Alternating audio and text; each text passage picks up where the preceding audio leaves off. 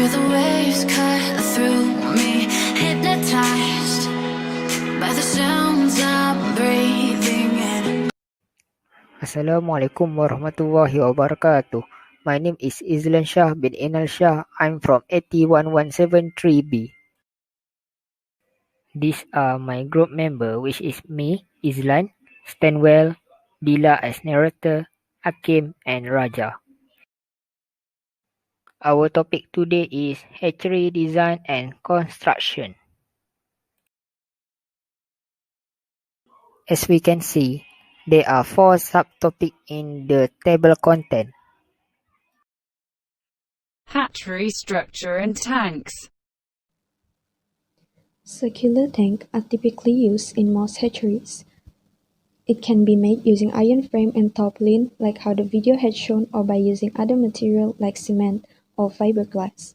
The pipe in the center of the tank acts as water outlet. It is used to drain or to channel out the water during water exchange. Net is put on the water outlet in order to avoid fish from escaping. Aerators are provided in the tanks to increase levels of dissolved oxygen in the water. The most suitable roof for hatchery in Malaysia should consist of more transparent material. It is essential to have enough light penetration for live feed production in the hatchery. Security and biosecurity in a hatchery. Of registration consists of name of the person, date and purpose of the visit, in order to ensure the safety of equipment in the hatchery. It is also important to have 24/7 monitoring and control system. Its function to make sure the environment is safe from animals and thieves, and to ensure all the devices are working well. Regular water check for ammonia, pH, salinity and dissolved oxygen level, and siphoning out waste is important as it helps maintain good water quality. Rooms and units in a hatchery. Broodstock units are for mature fish to breed.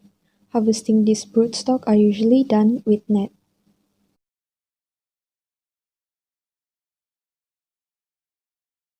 Typically, there are more female fish than male fish put inside a tank in broodstock unit.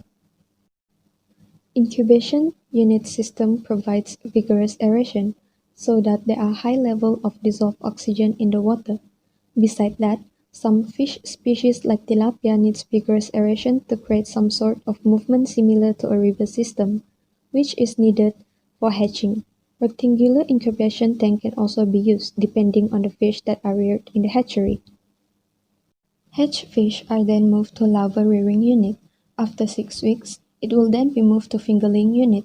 The fingerling tank will be home to the fish for about 2 months.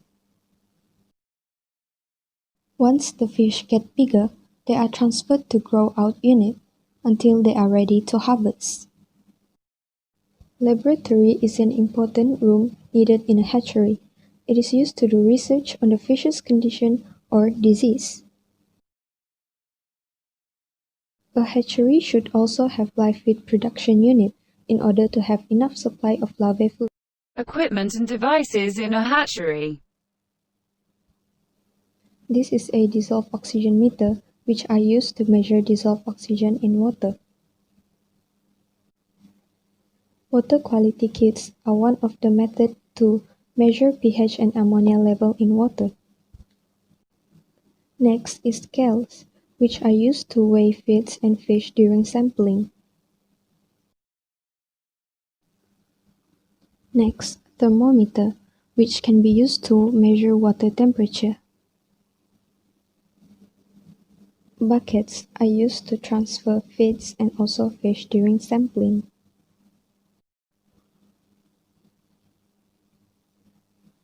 Scoop nets, which are used to catch smaller fish during their early stage. Measuring boards are used to measure length of fish. Air blower and air pump are the devices that are normally used for aeration in hatchery. In conclusion, the hatchery needs all the characteristics to function properly. We need to understand the right structure and management of a hatchery. Why do I, baby, why do I love the way you are, will always leave me? Why do I, baby, why do I but never